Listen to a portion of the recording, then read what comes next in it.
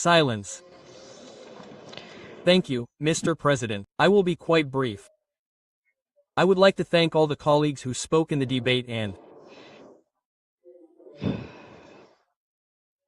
I will obviously focus on things that I have not already said this morning in the report, in the replies and on what I do not agree with, that I believe deserves a response. I would like to tell my colleague Bagnai that I agree with what he said regarding the European strategy. It is a fact, colleagues, that for years, even in our debate, many have tried to explain how forced electrification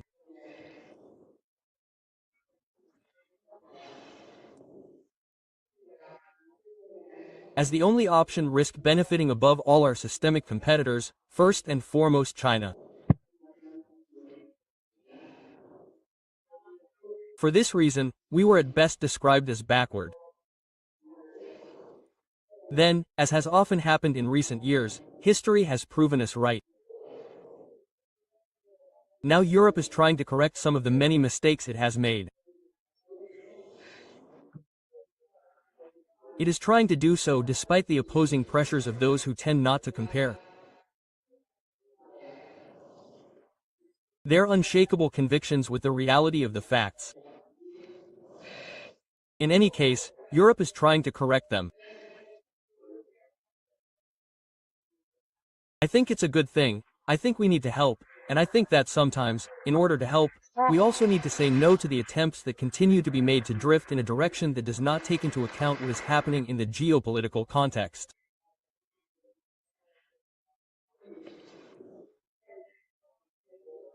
As I was saying, I think the latest steps forward are positive, especially by the Commission.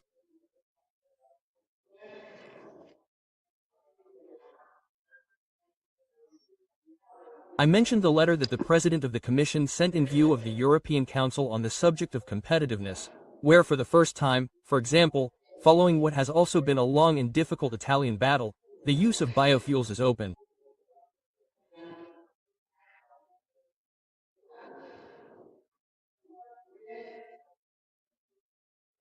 Now, you understand that the use of biofuels, moving towards technological neutrality, would make it possible to save internal combustion engines, which means saving a fundamental part of our industry, of our economy.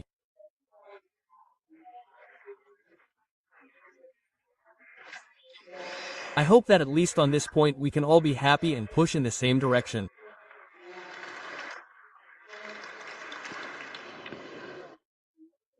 I would like to say to my colleague Farone that, let's say, he has completely taken what I said in the Senate out of context, on at least 2 occasions, and therefore I feel obliged to, let's say, go back to it.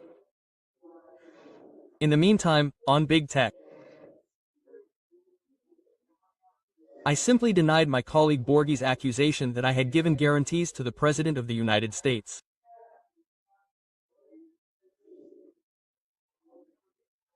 Regarding taxation on big tech,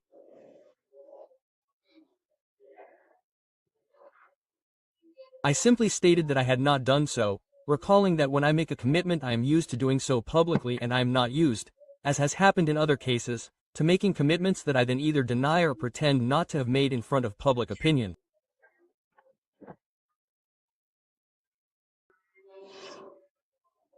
Then, on sending troops, he said that I accused you of being in favor of sending troops to Ukraine.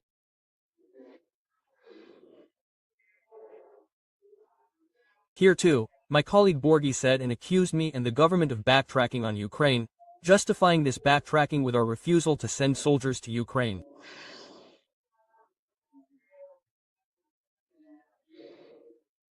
I clearly deduced from this that you agreed with my position, that you did not agree with my position. I note that you agree with the position that in this case seems to me, for once, to be a position that is substantially almost unanimous within this chamber, but then there is no reason to accuse Italy of backing down on Ukraine.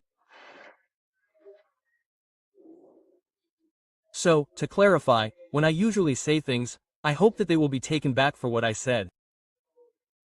After that, colleague Farone, with your usual, let's say, politeness, you compared me to Gollum.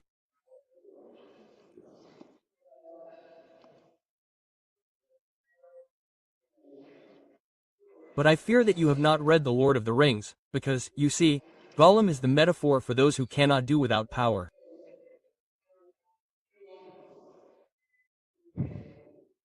Now, rest assured that in order to maintain power, I will never be willing to do what I have seen many of my predecessors do.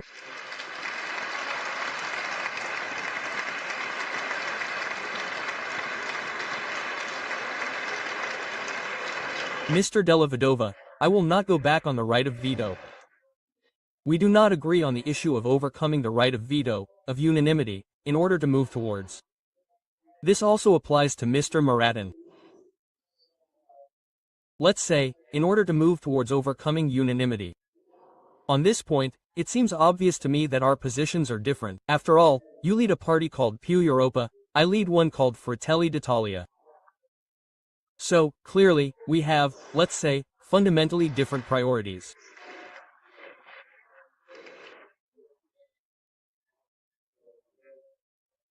Then, on the subject of the West, I was struck by what I heard you say, let's say, on the subject of the West, because you see, I think that fundamentally a big difference that exists between us and many of the things that I hear when I come to this chamber is that, in our opinion, let's say, history should not be read through the lens of party membership.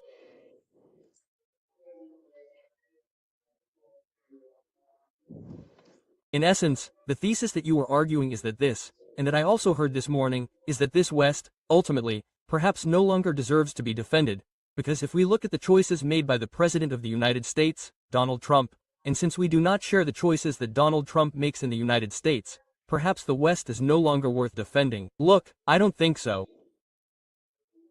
I believe in the West today, with the United States led by Donald Trump, as I used to believe, even though I don't agree with many of the things he did at home when the United States was led by Joe Biden. The difference is that, for me, the priority is given to the values of a civilization that will outlive governments, that will outlive us, that will outlive Trump, that will outlive Biden, that will outlive us if we are able to continue to defend them, to fight for those ideals. And if instead we make the mistake of putting party affiliation before what our civilization has been, we are the ones who are destroying our civilization.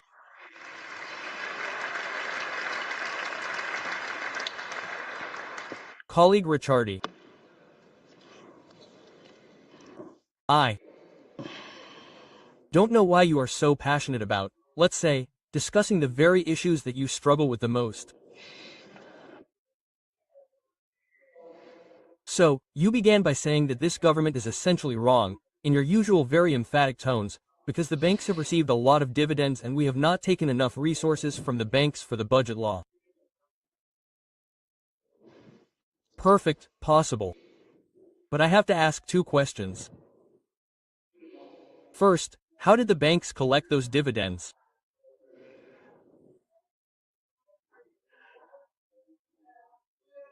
The banks conditioned those dividends thanks mainly to two measures, the tax credits of the superbonus and the famous firepower with which you allowed, with a guarantee from the Italian state, that the credit institutions renegotiate loans that they had already granted to families and businesses.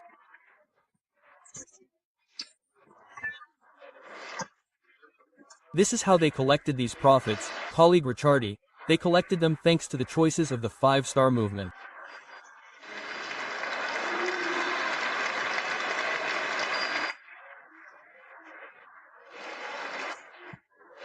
Then I also want to know, given that the 5 billion of this budget law are not enough and the 3 billion, 6 of the previous budget law are not enough, I acknowledge, perhaps they are not enough.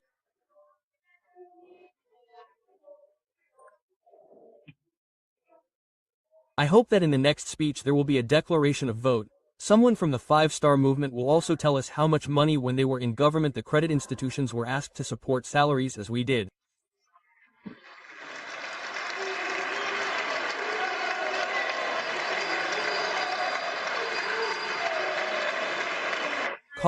Colleagues, we should not shout. About safety. I am very happy that the issue of safety is now important to you, colleagues.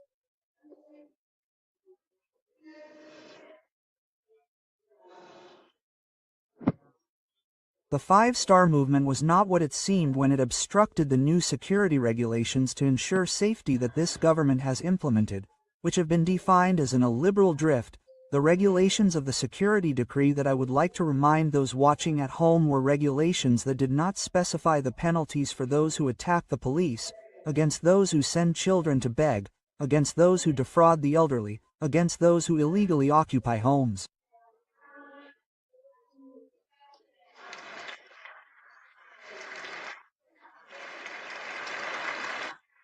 And these regulations were the subject of 300-year obstructionism that lasted more than a year. So I am happy that now people have changed their minds and want to help each other defend the safety of citizens. On food for Gaza, my colleague Ricciardi says that it is the bare minimum. Look, I don't know if it is the bare minimum. As I said and as I claim, it is more than anyone else in Europe has done, and I think it is a mistake to minimize it, my colleague Ricciardi, because it was not the government that did it, it was Italy that did it. Italy did it with its structures, its volunteers, its military, its officials.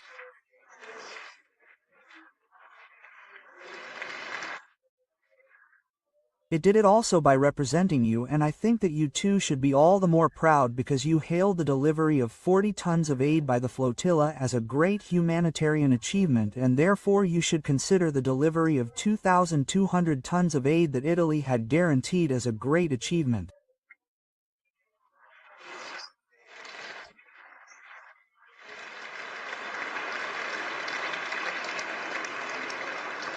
Colleague Fratoianni. So on home. First, clearly pointing out that the truce at home is a success for Trump is not something that I say to embarrass you. I think that we simply have to tell the truth, and I don't think it means saying that we were irrelevant, first of all because we were not, but also because clearly no one can ignore the role and the weight that the United States of America has. Well, yes, it could probably have been offset by a European weight, but Europe on this matter, as you know, did not have a, let's say, united position. Well, he tells me that you have welcomed the truce and every peace proposal positively, but I will continue. It was also said this morning in the chamber, I feel obliged to continue to ask the opposition parties, in response to an appeal that I made, that the government, the majority made when the peace plan was announced, to come to this chamber and support that peace plan with a united vote. Why did you refuse to do so, if you welcome every peace proposal? Because unfortunately, and then, words do not correspond to actions on Ukraine. I would like to take this opportunity to say that, let's say, in the meantime it seems to me that the debate is evolving, not within this chamber, but outside the confines of this chamber. You will have read a statement in which President Zelensky says that the possible opening of a negotiating table based on freezing the front would be a good proposal. It is a proposal that here too, among others, let's say, has always been toyed with by the President of the United States.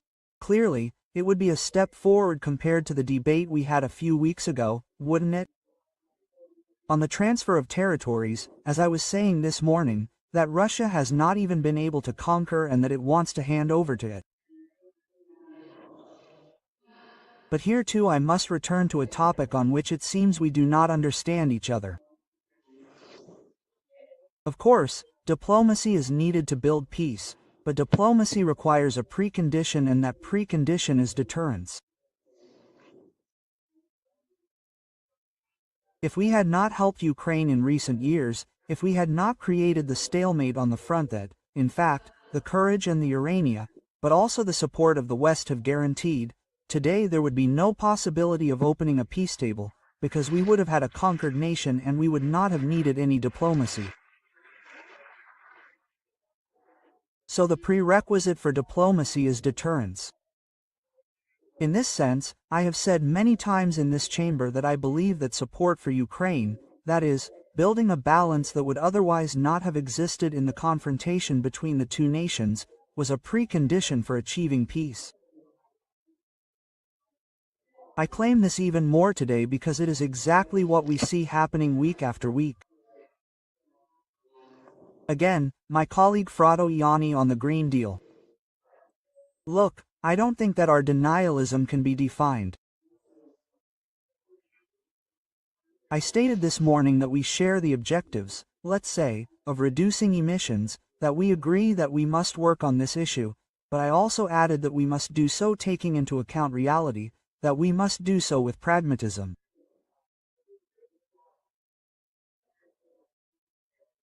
In this sense, I do not accept, let's say, the accusation of an ideological approach, because an ideological approach means, I have convictions and I do not care whether those convictions are consistent with the reality of the facts or not, which is exactly what is being proposed today when people continue to demand that Europe do more, despite the fact that we are risking industrialization, helping our competitors.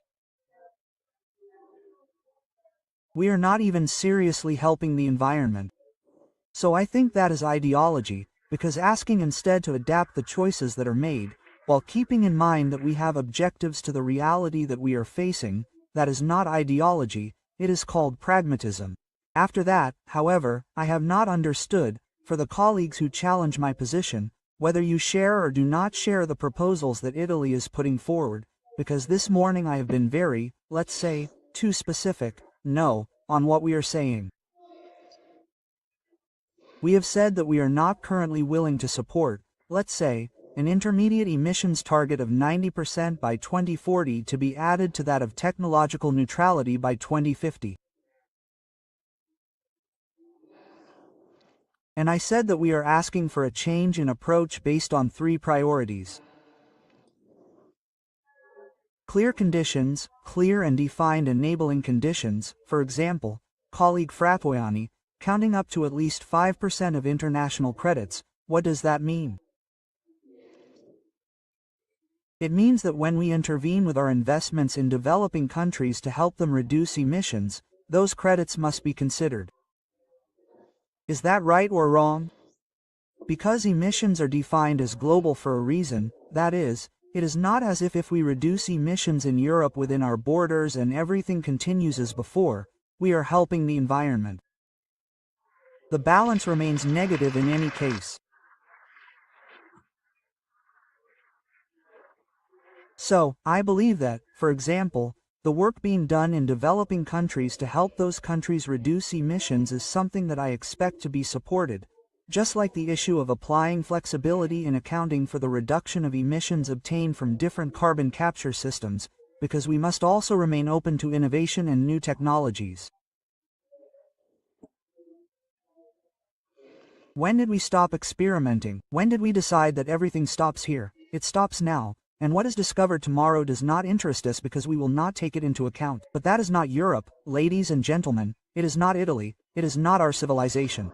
After that, we ask for a clause to review the objectives, and here we return to the issue of ideology, because if you are not ideological, at a certain point when you start a process, you stop and evaluate what the result of that process is, and if the result of that process is not what you expected, you correct the process. This is what pragmatic people do, who do not have an ideological approach to the subject.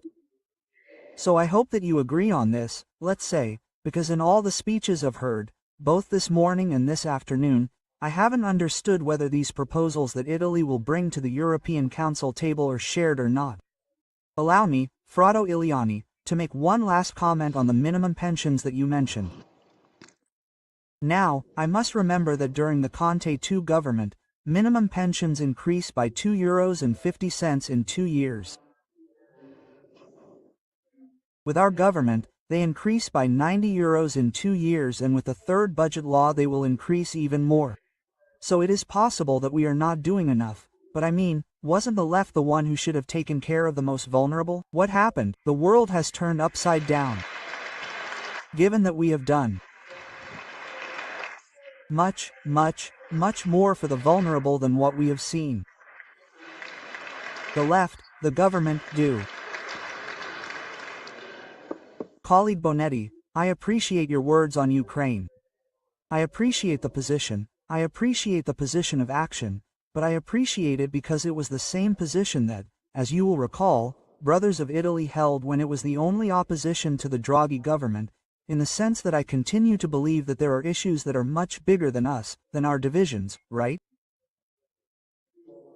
It is that when, let's say, we are forced to attack each other on foreign policy issues, even when in the end we would substantially agree, we risk weakening the nation.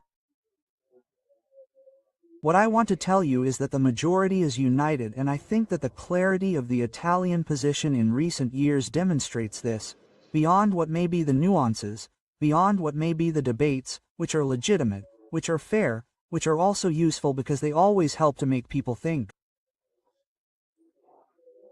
It is a fact that the entire world recognizes this nation's very clear position, and this is due to the unity of our majority. I would like to take this opportunity to thank my colleague Muradin on the unanimity I have already answered on the budget law. I think this is the question you asked me because I wasn't sure. I am proud of the budget law that we have drawn up. I am also proud of the work that Minister Giorgetta has done. I am proud of the fact that in these 3 years this government, with few resources available, has established a strategy and pursued it without hesitation.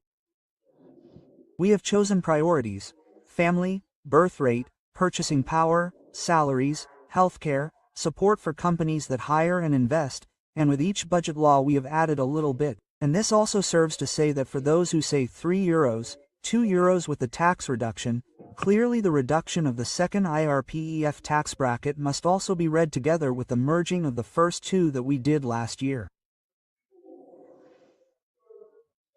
Just as it strikes me that I have heard absolutely no one mention an innovation that this government has introduced with the budget law, which should be quite dear to the left, which is the tax exemption of contractual increases, which not only continues to work and therefore adds to some of the costs, in order to try to increase workers' wages, but it also does so by giving centrality to bargaining.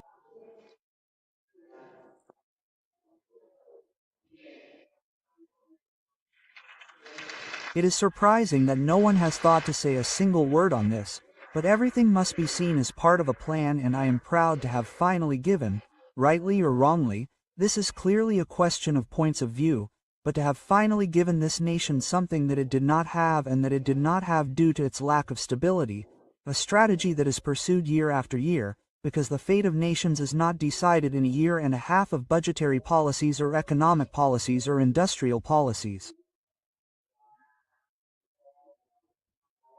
It is decided by having the opportunity to apply and ensure continuity to the work that is being done.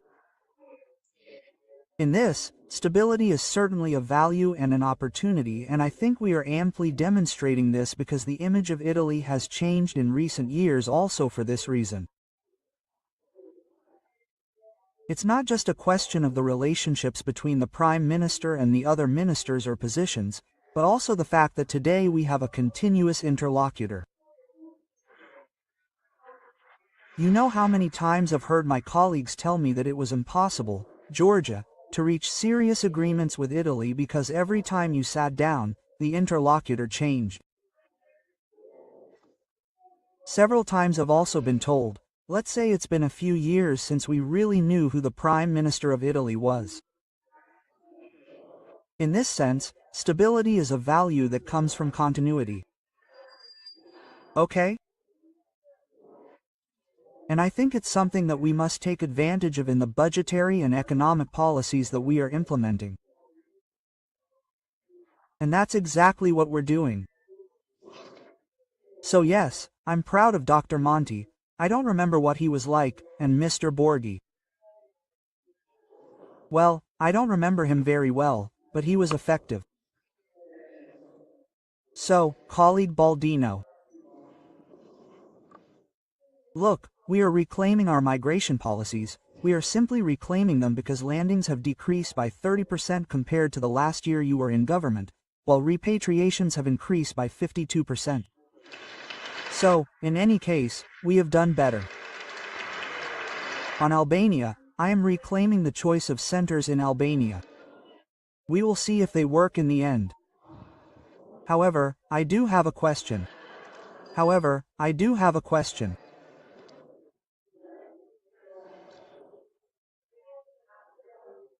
Doesn't it seem strange to you that the European Commission's proposal for a European list of safe countries includes all the nations from which migrants arrive for whom Italian judges have not validated the transfer to Albania?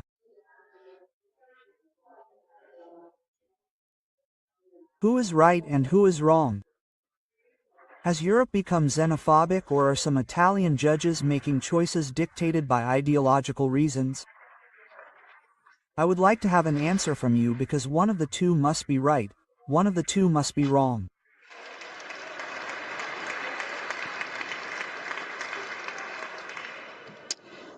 On the budget law.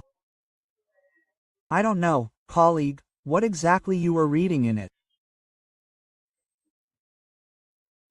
I am not aware of anything you have read, and it seems to me much more similar to what happened in past years, because, let's say, the resources we have allocated to healthcare are decidedly greater than those allocated by your governments, and military spending will in any case be lower than those allocated, particularly by the governments of Giuseppe Conte, who in some years has multiplied and has committed to multiplying defense spending by tens of billions of euros, only to then tell us today, put flowers in your cannons.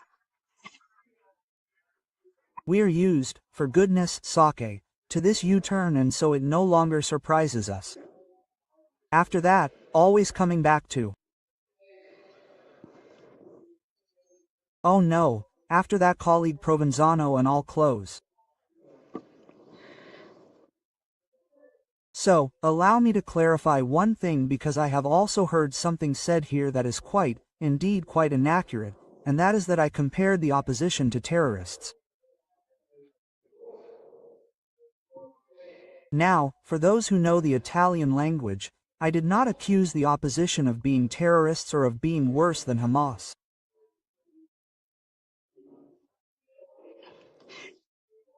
I said that you had refused in Parliament to support the peace plan for Gaza that was then signed even by Hamas.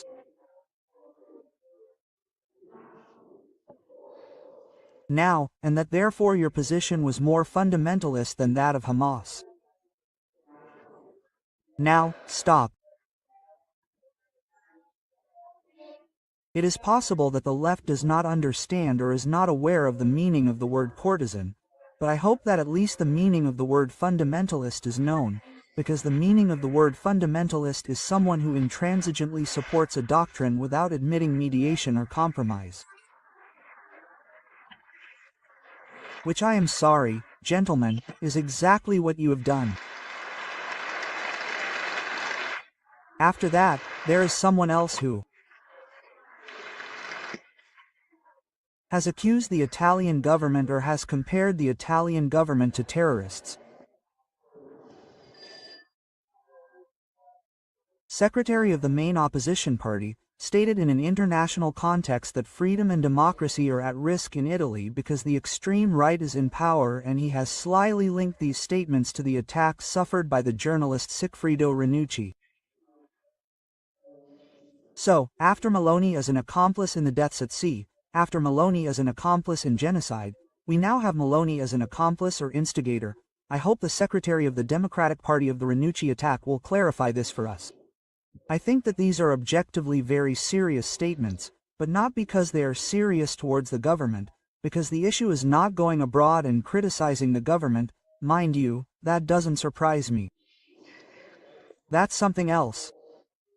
This is casting a shadow on Italy, on the quality of its democracy, on the value of its citizens, on the majority that citizens choose.